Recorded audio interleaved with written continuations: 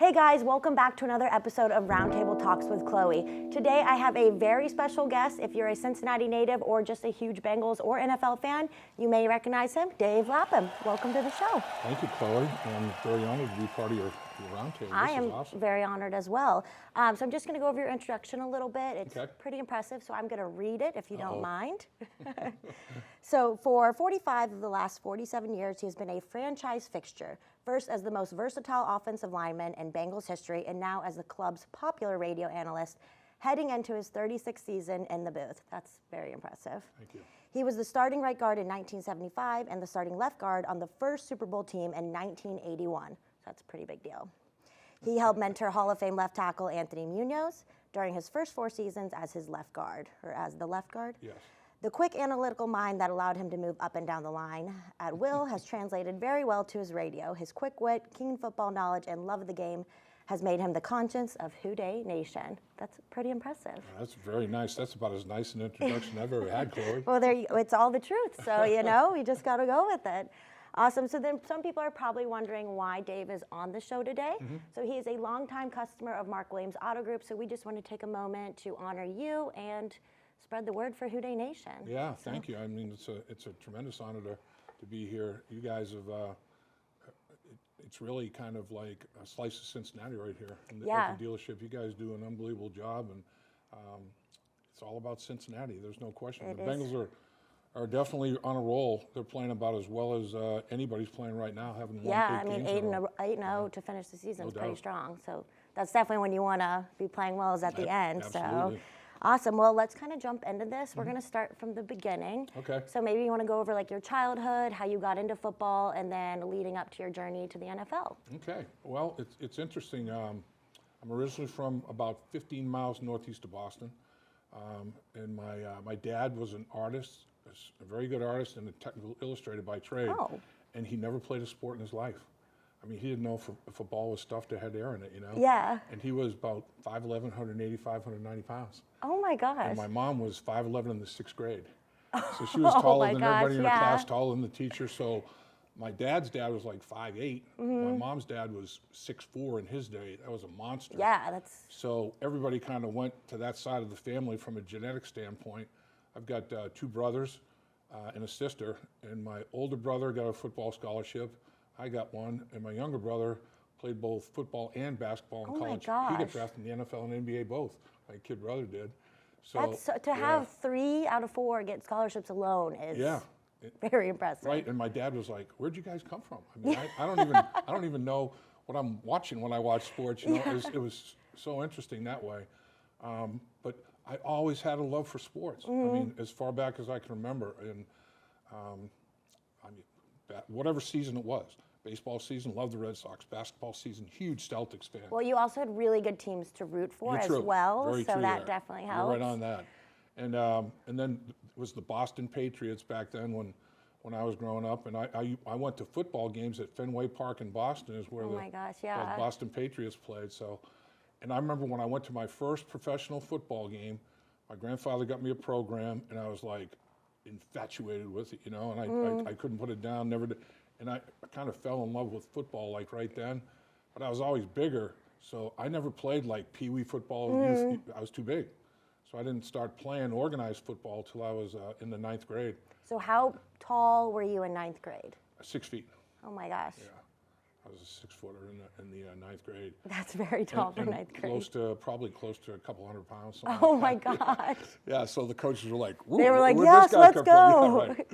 Yeah, so it was fun, but my favorite sport probably, I loved basketball. Yeah. And I went to basketball camps every summer and made some all-star teams in my area, as a basketball player, and it was fun. I really liked it, and I think basketball really helped me eventually be a better football player because of footwork and. I feel like there's a lot of NFL players who also play basketball and are very good at it. Right. Just the athleticism, footwork, like you said. Right, and I think guys cross-train. So, when we were growing up, it was like, play as many sports as you can. Yeah. And now today, people tell the kids to, specialize in a sport. I think they're missing out because you almost do cross-train. It's like for sure. The skill set you learn in football is much different than what you learn in basketball and baseball. I was a catcher in baseball and could hit it a long way when I hit it, kind of thing.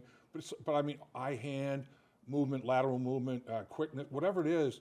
I think the more sports you play and the more exposure you get to different kinds of things, the better off you are. Well, especially like at that age, like you're a sponge. Like you should try to learn as much as you possibly can and just be as good as you can at anything.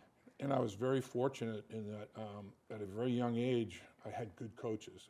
That's really important. Dads that were in it for the right reasons, wanted to help kids, not beat kids up or whatever. Yeah. Just not doing it not for them, not selfishly for themselves, but doing it to try to like grow help the kids game, learn. educate. Exactly. Yeah, that's Exactly. awesome. So Teach how to tackle properly. Yeah, teach you the right techniques. Safety, all that sort of thing.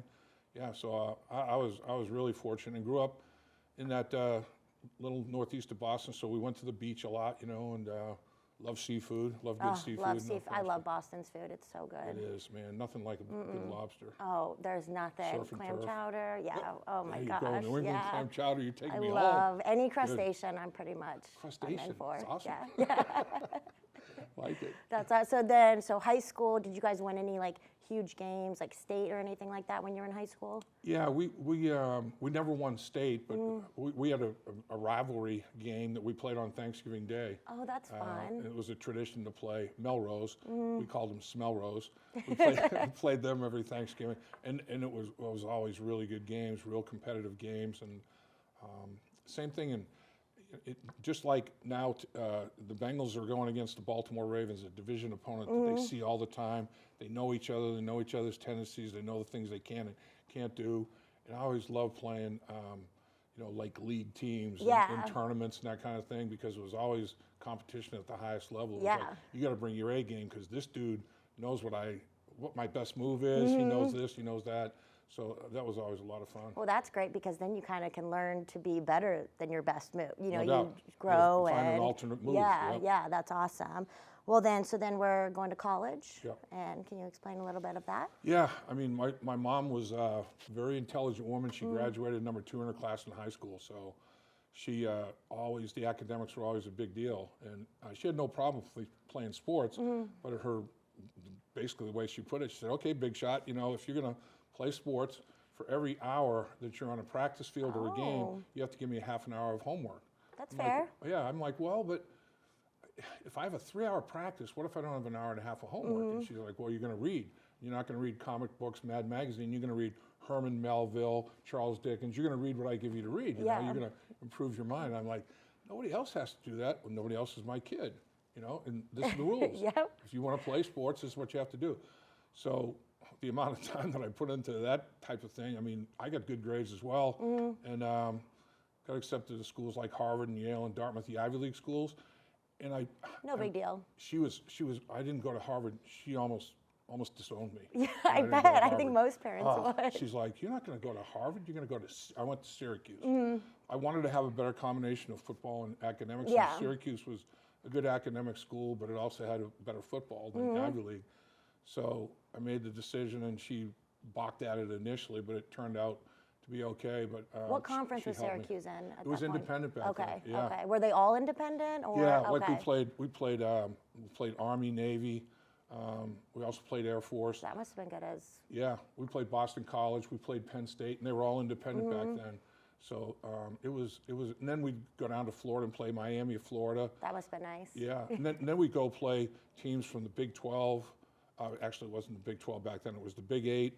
We played teams from the Pac-10 back then, and we played teams from the Big 10 as well. So I like that part of it too. And Chloe, that's one of the big reasons I went there was that not playing in just one. The independent thing intrigued me because we had different schedules every year, and got to see the whole country. Got to travel and go, to every corner. We played up at the University of Washington. Oh my gosh! Down in California. Down to Florida, up to New England. And were you busing or flying? No, we were flying. Okay, good, because to Washington, that would have been a hike. No doubt, that would have been a haul. Awesome. So then let's move a little bit. So you're finishing up your college football career. Are you thinking NFL, or were people telling you, hey, you've got what it takes? I really wasn't thinking it, but I started to get letters. The NFL teams will send letters. Okay, so recruiting is, basically just questionnaires, just to get get information. So I started getting those when I was like a sophomore in college because I got a starting position. Freshmen couldn't play varsity football. Oh, that's interesting. Yeah, my freshman year was the last year that freshmen had to play a freshman football schedule. So we only played like 5 or 6 games. Gosh, imagine if they did that today. Oh, it was hard. Yeah. All we were kind of punching bags for the varsity. I'm sure. We would just scrimmage the varsity and try to help them get better, and then play our freshman game, and then we'd watch them play on Saturday. So then my sophomore year, I got a starting position at guard. So I started getting these letters, and everybody's like, "Hey, dude," I'm like, "Oh," I just didn't want to, I don't know, jinx it or whatever. Yeah, for sure. I'm like, I'm just going to kind of get through what I can get through. And you're still pretty young. I mean, sophomore, like. Yeah, I mean, like 19 years old. Yeah. Like, what? And of course, my parents, it was like, my mother's like, "Oh, okay, big shot. Yeah, oh, you got a letter from the Dallas Cowboys. Oh, wow. She's still mad I'm not at Harvard, obviously. So, that's all she cared about. Yeah, she was like, "I can't believe you didn't go there." But then, junior and senior year, finished, and then I got invited to like the Blue-Gray game, the East-West Shrine game, the Hula Bowl, Senior Bowl, those kind of all-star games. So when I got invited to all those, I thought, maybe I have a shot. Maybe people are like watching and everything. And we won. I played in all 4 of those games. We ended up winning all of them, and it was great. I was away from college for like 6 weeks and playing these all-star games. It was the best time of my life. Yeah, I bet that sounds. It was so much fun. And that's when, like at the Senior Bowl, I was blocking Ed Too Tall Jones, who played for the Dallas Cowboys. He was the first pick of the draft my year. How tall was he? 6'8". Oh my God. He was a big old beast, man. Holy. He was 6'8", and his arms were 8'6". His arms were so long he could tie his shoes. He just grabbed you at the line, like. Yeah, oh it's like he put his arm out to rush, and he had his arm in my back. It's like like an octopus or whatever. I'm trying to fight. He was something else, but. Finished those, when we were doing one-on-one pass rush drills at the Senior Bowl, they would all just come in a big circle around us to watch that close. And I'm looking over, and it's like, oh, there's the head coach of the Dallas Cowboys. There's the head coach of the Buffalo Bills. There's the general manager of, Miami Dolphins. I mean, it's You're like a little starstruck. Then all of a sudden it's like, uh-oh, this is the real deal. Hope I play well, Please let me play well.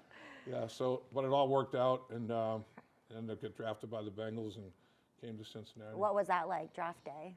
Did they have a big draft? Like, Yeah, you're right on it. I mean, back when I got drafted, this is 1974, there were no cell phones. Oh, yeah. So I had to go on draft day. There was the World Football League, was a competitive league that they were trying to get going. And I get drafted by the Birmingham Americans in the first round of the World Football League. Interesting. So yeah, that was going to be my quote leverage, I guess, as such. But so draft day, they didn't really have a big ESPN show or anything. It was just you were just kind of waiting to get called, So they said, look, we expect my lawyer that I was working with said, we expect you to go in the first 5 rounds. Back then there were 17 rounds to the draft. And he said, we expect you to go in the first 5 rounds. And there were like 28 teams back then instead of 32. I'm like, okay, good. So I had to go out into the hallway of my dorm and stand by the payphone, because that's the number I gave for people to call me. And I'm like, no, you can't use this phone. Please go to another floor. I got to keep this phone free. And so it took forever.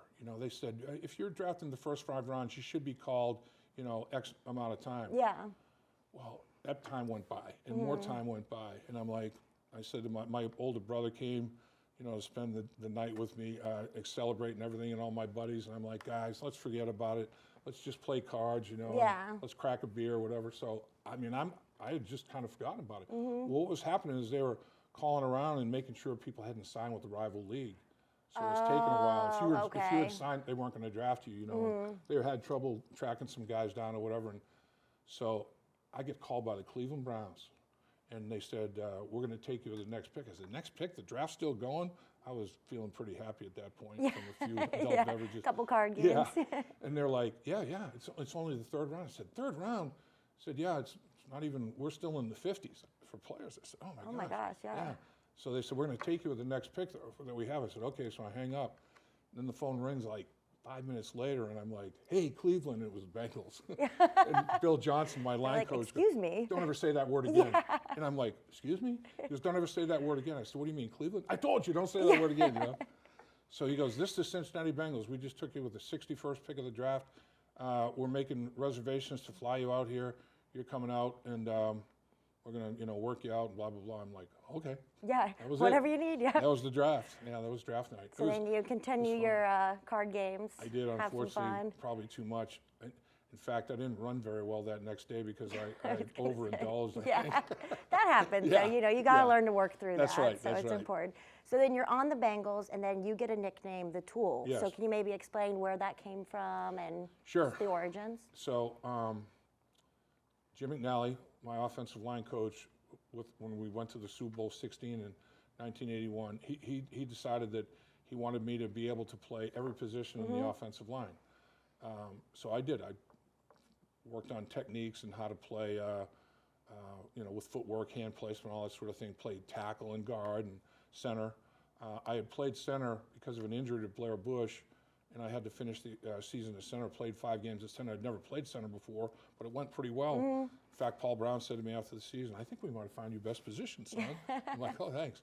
So he said, I think you can do it. I'm like, okay. Well, so in 2 different games that year, I played all 5 positions in the same game. Oh my gosh. So I'd start at right tackle, work your way down. Guard, and then back again. Does that happen a lot? Because I feel like a lot of linemen, one guy goes out, then they'll kind of shift it. That way they can keep the better guys on the field. And then, so you've kind of got to know how to play all positions. Right. And the thing that very rarely these days, back when I was doing that, everybody was just like, you're a right tackle. That's all you are, and you're a right guard.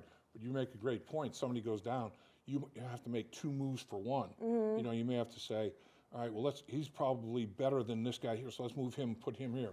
So if you have 1 guy or a couple of guys that can play multiple spots, you can keep the other 4 intact if you have an injury somewhere. Yeah, just which is make great. 1 move if the guy can play. Kind of what the Bengals are dealing with positions. right now. Exactly. Exactly. They lost their starting, right tackle and then right guard back-to-back weeks. So it is the positionless player. Position versatility is a big deal. And I think I might be. I don't know. I've never really checked it out. But Jim McNally told me this. He said, "You might be the only guy that's ever done this." I don't know if there's another. No, we need to get some sabermatics on that. Yeah, you probably are the only guy to play all 5 in the same game. Yeah. So they said, "You're like a Black & Decker tool. You're a tool. You can go anywhere. You can. It's like we can just take out 1 drill bit, put in another. kind of thing." So that stuck. They started calling me. It's a great nickname then. Yeah. It's all purpose. Right. Exactly. Yeah, that's awesome. So kind of a question I was just wondering is, what is like the worst injury you played through? Okay, well, it's weird. Probably the worst and the toughest was after my freshman year in college. I come home and I'm playing summer league basketball to stay in shape, and it was a very competitive league, a good league of challenges and competition. So the first night I'm home, the very first game from college, go up, get a rebound, come down the side of someone's foot and on the court, and I hit perfectly and sustained a bad injury. I thought I just sprained my ankle. Yeah. So I go to get up and I look, and the sole of my foot is facing me. Oh my gosh. ankle bone's on the bottom sticking out through the skin. So I had what you call a subtalar dislocation. The talar bone, T-A-L-A-R. It's a little bone that connects the foot to the ankle, and it spun 180 degrees. And it took my foot right up my leg. And I was like, my gosh. So first thing that went through my mind is, oh no. And I couldn't believe I wasn't in more pain. I guess I was in shock or something. Yeah, definitely shock. So they call an ambulance, and they throw me in the back of the ambulance. My older brother was at the game. He's holding my foot because every time we hit a bump, yeah, it's kind of like painful. Yeah. So I'm like, oh no, I'll never play again. I lost my scholarship. Oh brother. So we go to the hospital and they give me a spinal and they freeze me from my chest down. And I said, I'm going to watch. This is important. They said, well, don't sit up because you're going to get a bad headache. I said, I don't care about a headache. I got to see what you're doing. Yeah. So I just, watched and just took the foot and took it out, clunked it back in and put a cast around it. So I had a cast on the whole summer after that. And I never told the coaches I get hurt because I was afraid that they'd pull my scholarship. Yeah, I would be afraid. Thought I was done, Dummy, what are you playing basketball for, whatever. So make it through the whole, and then at the end, when the cast came off, I had a lot of bad atrophy and so I went to the beach, started jogging on the beach and everything, and kind of like Rocky Balboa, I guess. That is a good, Rocky, sand is hard to run in. Right, So. it's the best thing to try to strengthen. So I go to college, back to double sessions in the summer, and I told actually I stick my foot up to get taped to go to practice, and the trainer looks at me and goes, What did you do? Yeah. Oh, yeah. I said, I have a subtalar dislocation. He goes, no way. He goes, you know how rare that is? I said, yeah. I said, because when I was in the emergency room, the doctors were running interns by and saying, subtalar dislocation. Oh my gosh, they're like, look at this, learn, yeah. It was like a case study. Yeah, it was like, I was their project, like you take the show and tell, little show and tell deal. I'm like, guys, how about if we fix this, So yeah, that was the worst injury. And that trainer, I said, look, I didn't tell the coaches or anything else. That guy taped me like a cast every day so I could go play. And he really helped me. And then it got stronger and stronger. And never had any real bad issues with it. After that year, it was hard to deal with. But after that, it never had any bad problems. That's pretty lucky. I was. So when I got drafted, I got him a nice present because that I said, good. Without you, I wouldn't have made it. Yeah, to trainers the NFL. are. Yep. Gosh. They're a lifeline. Yeah, they really are. I No mean, doubt. we've seen that these past couple of weeks for sure Absolutely. as well. Right yeah, on. Yeah. So then let's jump forward a little bit because I think people have Super Bowl on their mind. You played in a Super Bowl. So could you maybe go over what it's like, 15 minutes before you're in the locker room, walking out? Like, are you nervous, excited, nervous? Like, what's that feeling? Yeah, it is. It's a one-of-a-kind feeling. It's such an adrenaline rush. You feel like you can lift the stadium up. Yeah. It's like, I've never felt that kind of, man, when we get introduced, the offense get introduced, I couldn't feel my feet hitting the ground. I was like, felt like I was flying. And even before, I remember being in the locker room before the game, like maybe 20 minutes before we went out, and I got a surge of adrenaline then, and I'm like, oh, I sat down, I'm like, that's too soon. Calm down, Yeah. And you just keep getting these rushes and surges of adrenaline because it's like, this is going to be big time.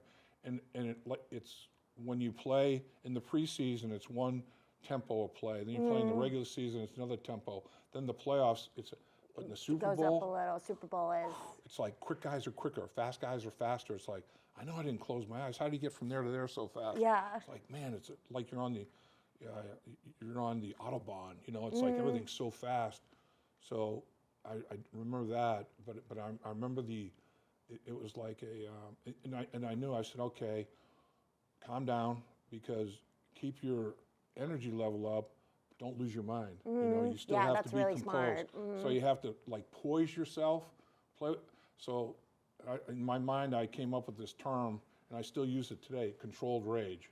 Love that. Like play, as fiercely as you can play, but make sure you're not blowing assignments, you're not doing stupid things. Yeah, I mean, the mental aspect is right. pretty much in every sport the most important part. No doubt. So if you can keep your composure, but it is. Go 110%.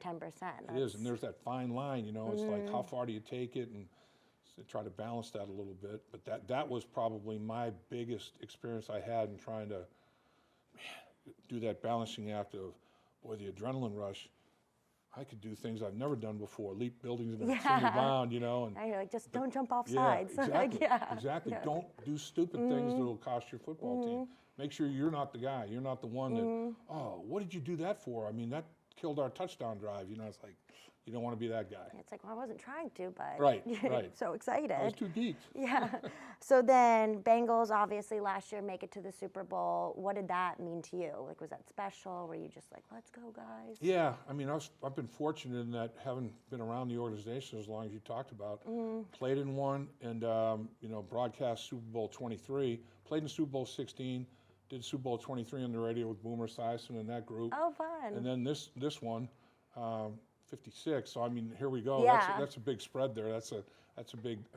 We waited long enough. We so, did. Yeah. 16 to 23 was pretty good. We're still in the 80s, early 80s, late 80s. That's not bad. Two in a decade. Would have been nice to win one. Would have been better to win two. But and then then here you go again. And the thing that both of those Super Bowl losses to the 49ers, I can't stomach the 49ers anymore. I'm scared it's going to be Bengals 49ers. They're really good. They are. Their defense is number 1 in the league in points allowed. And the pickup of Christian McCaffrey is just like, no doubt. This is unfair. No doubt. They get it done, man. They do. So then to hit, Super Bowl 56 like that, it's pretty impressive. So pretty exciting. Yeah, and kind of like it seemed like beginning of the season, okay, getting our footing, and then it's like, oh my gosh, how are we at the Super Bowl? Like this is incredible. You mentioned earlier, you said playing your best football at the right time, at the end of the year. They got hot, at a right time. And right after November, they were 7-6. Yeah. They were a 7-6 football team. But it's and then they win 3 out of their last 4 to go 10-7. And really, the only one they lost, they rested everybody and went to Cleveland, didn't play because they'd already won the division. So, but they went 10-7, 4-2 in the division.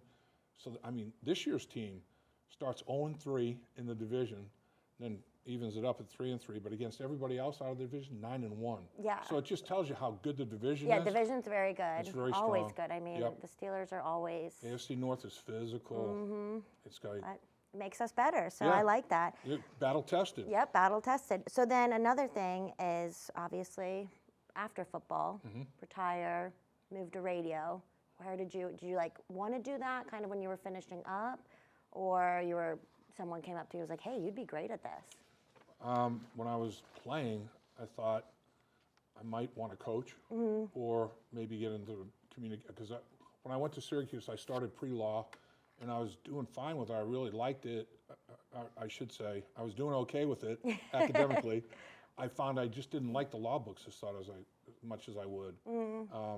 I was watching Perry Mason on TV and saying, I'd like to do that. But that's not real world, so I didn't like some aspects of it. So I went to the Newhouse School of Communications, radio, TV, journalism, all those kind of things. Got a broad-based experience in there.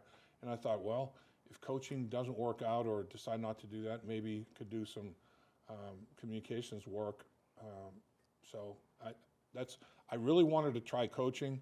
My wife wasn't excited about it as I was. Yeah, a lot of hours. Yeah, a lot of hours, and not necessarily in Cincinnati. You might be hopscotching to different towns and different cities.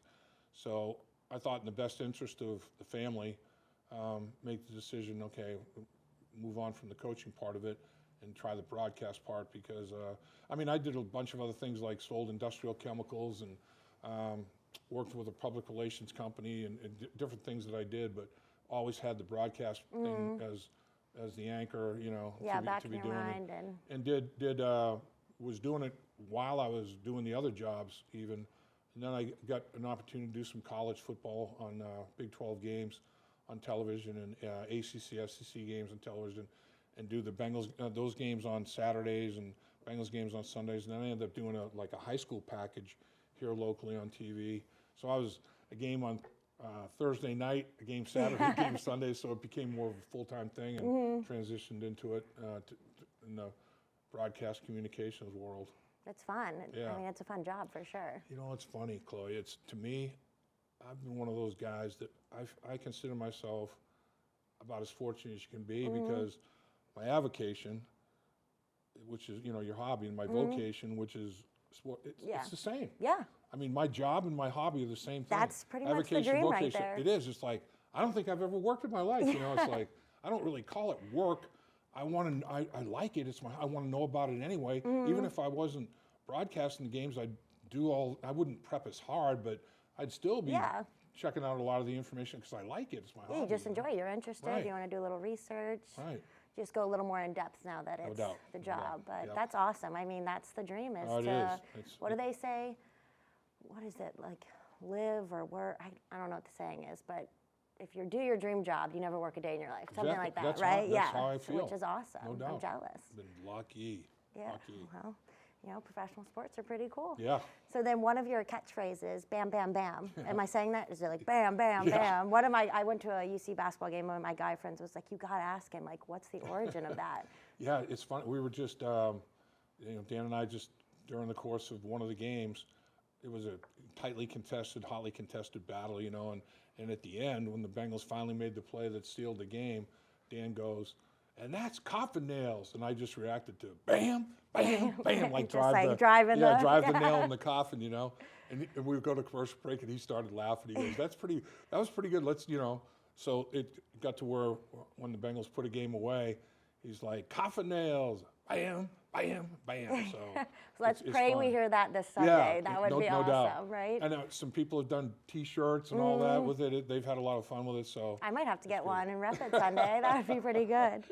And then I'm gonna ask you just two quick questions. So like the gritty, all these dances are super popular today. Right. What was something that was super popular when you were playing? You know, it was the coolest thing. I mean, guys would, spikes were the big deal. Yeah. That's when it would be, try to spike it and have the ball go up as high as you could. Well, we had a teammate named Isaac Curtis, and he's in the Ring of Honor, and deservedly so. The guy was unbelievable. He was an Olympian caliber sprinter. Oh my gosh! And could catch and play football. So that's a dream. He was phenomenal. His skill set was unbelievable, and he was so cool. Everything he did, the way he dressed, the way he acted, the way he looked, everything was, man, that dude is cool, you know? So instead of doing the big celebratory spike and everything, what he would do, he'd go in the end zone, and when he scored, he'd just casually take the ball and toss it back over his shoulder. No big deal. Right, we do this all day. This is something I expected. You know? That's hilarious. And everybody's like, "That is awesome, man." So every time he scored a touchdown, he'd just do that. Drop it. And yeah, it was great. That's the celebration that sticks out in my mind right there. I love that. It's casual. Yeah, we're exactly. here all week. Yeah. Right. So then, what was your guys' big pump up song? Do you have one that sticks out? Man, today there's music all the time. Yeah, It wasn't a big part of the process. Yeah. It was old school. Guys just in front of their locker. Yeah, sitting, silent, focused. Yeah, it's like if you walk by a guy and you broke his concentration, like, "Oh, my bad, I'm sorry," But guys would listen in headsets to their favorite music. Okay. And actually, it wasn't really headsets. I guess it was big headsets. Now it's the earbuds and all that. Yeah. So, but yeah, it was pretty impressive. Awesome. And then, what is your Super Bowl matchup this year? What are you predicting? We talked about. I could see it happening. I could see it happening. I think there's a distinct possibility. I mean, that would be, to me, I'd like to see it happen, and the third time be a charm. Yeah, a little revenge. Yeah, they got us twice. Third time's a charm. Maybe that might be. Maybe the football gods will finally say, "Thou can beat the 49ers."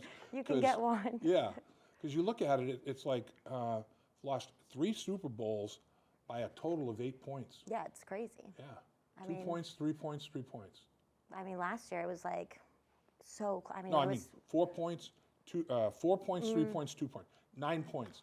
3 Super Bowls by a total of 9 points. 4-point loss, 3-point loss, 2-point loss. Getting closer.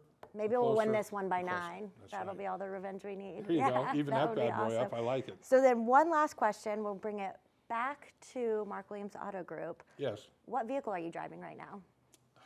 I'm driving. I'm trying to Explorer. Yeah. Explorer. Maybe a couple. Yeah. Ford Explorer, great family car. What I'm driving. Yeah. I mean, the Ford Explorer is unbelievable because. I would say maybe it's also a tool. Yeah. Versatile. Yeah. Can do a lot of things. Exactly. Yeah. It's the tool's driving the tool. The tool's driving the tool. I guess it makes sense. I guess. But I mean, that vehicle is got it's got power. I like it because everybody feels so safe in it. Yeah. But it drives so smooth. So smooth. It's comfortable. Yeah.